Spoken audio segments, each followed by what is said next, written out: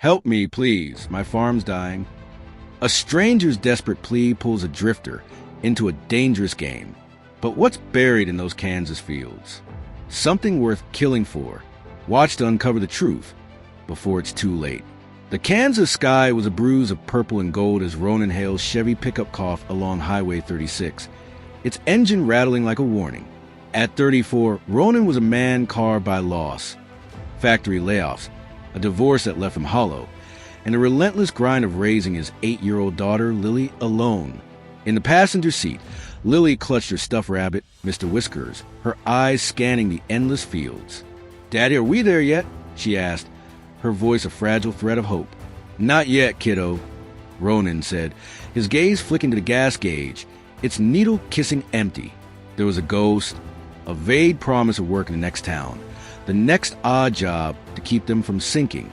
His knuckles whitened on the wheel, the ache in his hands a reminder of the $19 in his wallet and the toolbox clattering in the truck bed. He'd sworn to give Lily a better life, but each mile made that vow feel like a lie. As dusk bled into the horizon, a figure appeared on the roadside, a woman beside a rusted tractor, its hood yawning open. She waved, her silhouette sharp against the fading light. Ronan's instinct was to keep driving, stopping burn fuel he couldn't spare. But Lily's voice pierced his hesitation. "She's stuck, Daddy. You can help her, like you helped Mr. Jenkins' truck." He sighed, pulling over. "Stay put, Lil." Stepping into the cool evening air, he approached the woman. She was in her late 30s, with sun-bleached hair tied in a messy bun and dirt streaked across her cheek. Her flannel sleeves were rolled up, revealing hand hardened by labor. "Engine trouble?" Ronan asked, keeping his distance. "Won't turn over," she said, her voice steady but edged with frustration. "Been wrestling with it for an hour. You know machines?" "Enough." Ronan crouched by the tractor, peering into its tangled innards. The woman watched, her eyes keen, like she was measuring him. "I'm Ronan," he said, not looking up. "Celine," she replied. "Thanks for stopping." "Most don't." Ronan nodded, already lost in the carburetor's clogged veins and the fuel line's decay. Celine handed him a wrench without prompting, her movements practiced, like she'd been in this dance before. 20 minutes later, the tractor roared awake, its growls shattering the quiet. Celine's lips curved, a flicker of relief breaking her guarded mask. "You've got a gift," she said. "Where you headed?" "Wherever pays," Ronan said, wiping grease from his hands. She glanced at the truck, where Lily waved shyly. "Got a place to stay?" "Not yet." Celine paused and spoke. "I could use someone like you. Temporary work at my place, room and board for you and your girl. You'd be helping me out." Ronan's got twisted. Offers like this often hit traps. But Lily's hopeful eyes burned into him. "What's the deal?" "No deal," Celine said. "Just work. I don't like debts." Against every instinct screaming caution, Ronan nodded. "We'll follow you." Celine's pickup led them down a dirt road, past fields that stretched like an ocean under the twilight. A faded sign loomed, Whitmore Acres, its letters chipped but defiant. Ronan didn't know it yet, but those fields held a war and a truth that would bind him in ways he couldn't imagine. Whitmore Acres was a patchwork of barns, silos, and rolling land, anchored by a farmhouse with sagging porch and windows glowing warm. Inside, the air smelled of cedar and fresh bread. A burly man with a graying beard, introduced as Boone, the farm's veteran hand, greeted them with a grunt. "You the gearhead?" he asked, eyeing Ronan's calloused hands. "Something like that," Ronan said, setting his toolbox down. Lily clung to his leg, her eyes wide, until Celine knelt to her. "Like animals, Lily? We've got chickens, goats, and a horse named Daisy. Can I pet them?" Lily asked, her voice brightening. "Tomorrow," Celine said with a smile. "Tonight you eat." Dinner was humble, potato soup and cornbread, but it was the first real meal Ronan and Lily had shared in weeks. Boone spun tales of the farm's glory days, while Celine listened, her smile tight, her fingers tracing the rim of her mug. Ronan caught the strain in her eyes, the weight she carried. Something was wrong, but he wasn't here to dig. That night, In a guest room with a creaking bed, Ronan tucked Lily in. "Is this home, Daddy?" she whispered, clutching Mr. Whiskers. "For now," he said, kissing her forehead. "Sleep tight."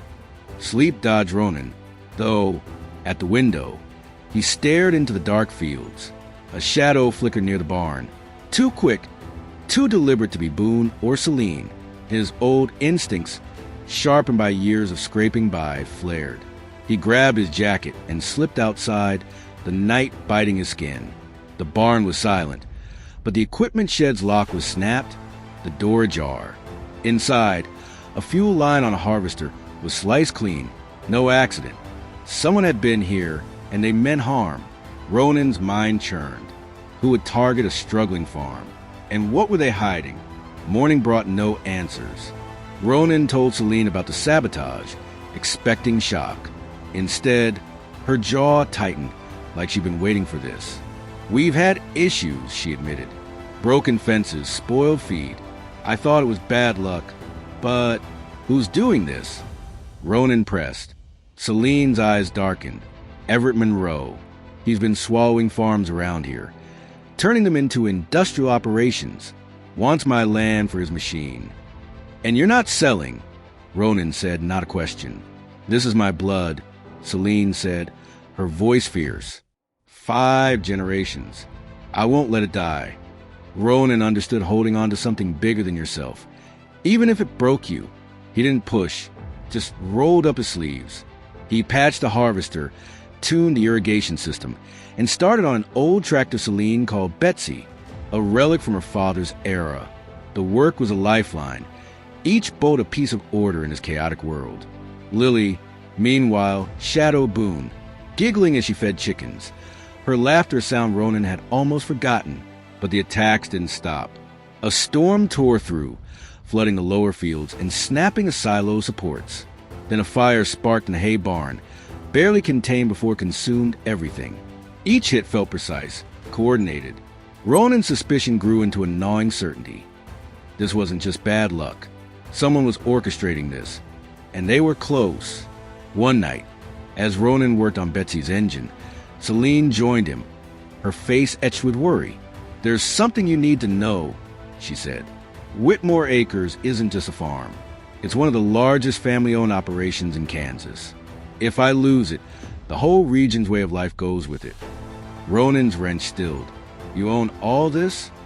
She nodded, pride and fear warring in her eyes. "And Everett knows it. He's pushing for a rezoning vote at the town hall.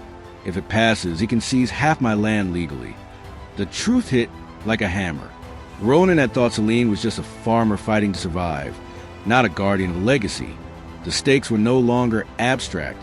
They were personal. He wasn't just fixing machines. He was in a battle, but a question clawed at him. Could he afford to care? He'd trusted before, poured himself into causes that left him empty. Celine felt different, but doubt was an old friend. What if this was another dead end, another heartbreak for him and Lily? The sabotage escalated. A water pump exploded, nearly crushing Boone under debris. Ronan found chemical residue in the wreckage. Professional work, not amateur. He confronted Celine in the farmhouse, his voice low. "This isn't just Everett. He's got someone inside." Celine's face drained of color. "You're saying one of us?" "I'm saying we got a traitor," Ronan said. "And I'm finding them." He rigged a motion sensor in the equipment shed, crude but effective. At 2 a.m., it tripped. Ronan sprinted out, catching a figure in the dark. Boone, his hand stained with oil, a blade glinting. "It's not what it looks like," Boone stammered, his eyes wild. "Everett's got my sister's farm. He'll destroy her if I don't help." The betrayal was a knife in Ronan's gut. Boone had been family, teaching Lily to braid Daisy's mane, sharing stories over coffee. But desperation made monsters of men. "You tell Celine," Ronan growled. "Or I will." Boone confessed to Celine at dawn, his voice breaking. "I didn't want to hurt you," he said. "Everett promised he'd spare my sister." Celine's eyes glistened, but her voice was steel. "You broke my trust, Boone. Go." Boone left, his shoulders slumped, and the farm felt emptier. But Celine turned to Ronan, her resolve unbroken. "We're not done," she said. "Not yet." Celine's plan was bold. Expand production, secure investors, and prove family farms could thrive. Ronan became her anchor, working late to rebuild Betsy, its engine singing after days of labor. He redesigned the irrigation system, saving water and boosting yields. Celine's gratitude was quiet. A hand on his shoulder, a shared glance that lingered. Something was growing between them, slow and unspoken, rooted in shared scars. But the fight wasn't over. Everett's men were spotted near the property, and whispers spread of bribes at the town hall. Ronan found a hidden camera in the barn, its lens trained on Celine's office. The violation fueled his rage, but also clarified his choice. This wasn't just Celine's fight. It was his. For Lily, for the home they might finally have. The night before the town hall, Ronan and Celine sat on the porch, the air heavy with summer's end. "Why do you keep going?" Ronan asked. "You could sell, start over." Celine looked at the fields, her voice soft. "This land is my family story. My dad died working it. My mom's buried under that oak. If I lose it, I lose them." Ronan thought of Lily, of the life he wanted for her. "I get it," he said, "more than you know." She met his eyes, and for a moment, the world was just them. "Stay," she whispered. "After this, whatever happens." He didn't answer, but his hand found hers, and that was enough. The town hall was a crucible, the room packed with farmers, locals, and Everett's suited allies. Everett spoke first, his voice smooth, promising jobs, modernity, progress. Murmurs of agreement rippled through the crowd. Ronan stood at the back, Lily on his shoulders, his heart pounding. Then Celine took the stage. Her hands shook, but her voice grew fierce. "This isn't just about my land," she said. "It's about us, our families, our roots. Everett wants to erase that for profit, but we're stronger than his money." She revealed her investor deal, secured that morning, and the room exploded in cheers. Everett's smile faltered. When the vote came, the rezoning failed by a landslide. Whitmore Acres was safe. The celebration was a bonfire under the stars, the farm alive with music and laughter. Lily danced with neighbors' kids, her face glowing. Celine found Ronan by Betsy, her eyes bright. "You didn't just fix my tractor," she said. "You gave me a chance."